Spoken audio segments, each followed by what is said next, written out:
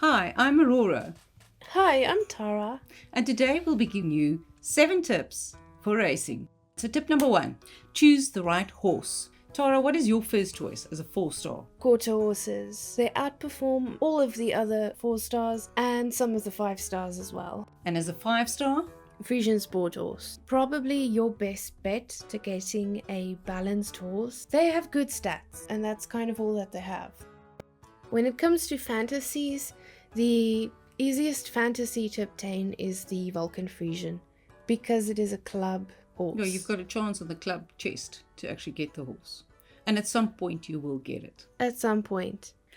Right, so tip 2, choose the horse with the best personality and traits for racing. What we've been doing is we've been watching the ticks that you get every week. Every week we check the board to see which ticks have activated for that week for that specific race.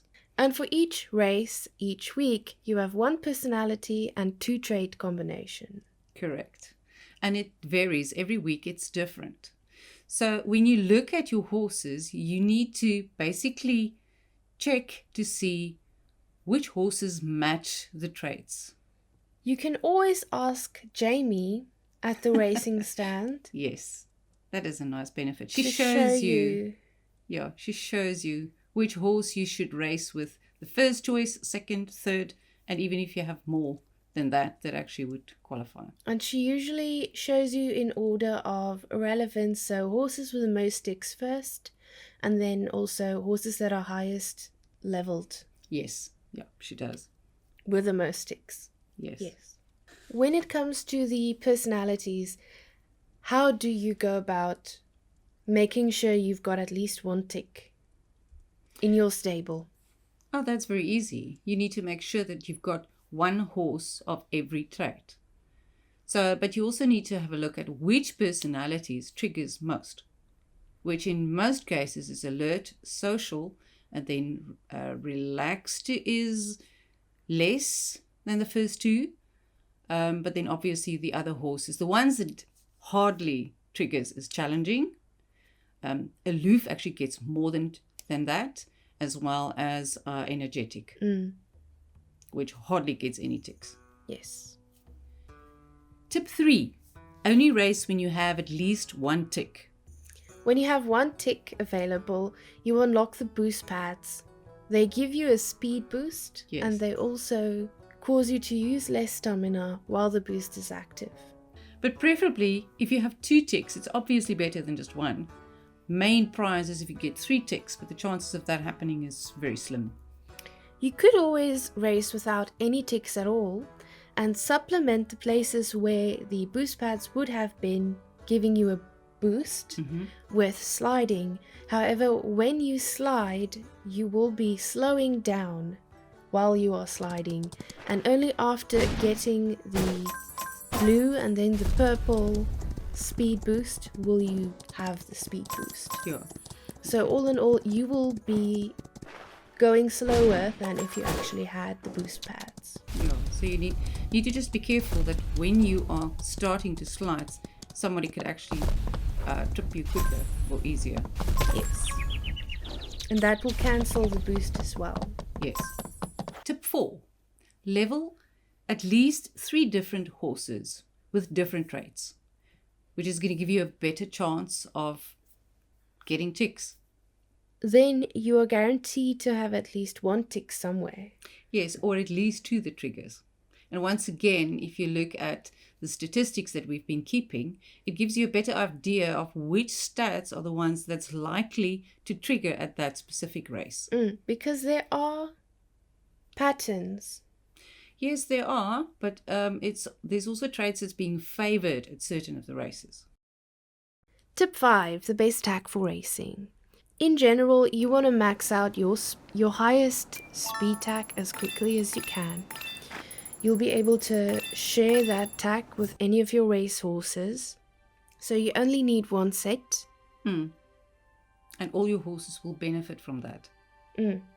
If you have a critical stamina issue though, you could always use sliding as a form to gain and regenerate some stamina that you lost at critical strategic points. Yes, but you can also swap that one specific tack piece that you've got that has stamina and speed on it, swap that you can use that one. Yes, but that's usually on the 5-star pieces. Not everyone has access to 5-star pieces. No, I'm talking just about even if the tack item's got 2 stats. Yes, that's purple tack, 4-star. Okay, wonderful. Purple tack. Also, not everyone has purple tack.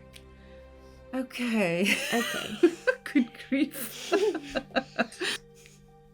Tip 6, you need to level your horse's stats.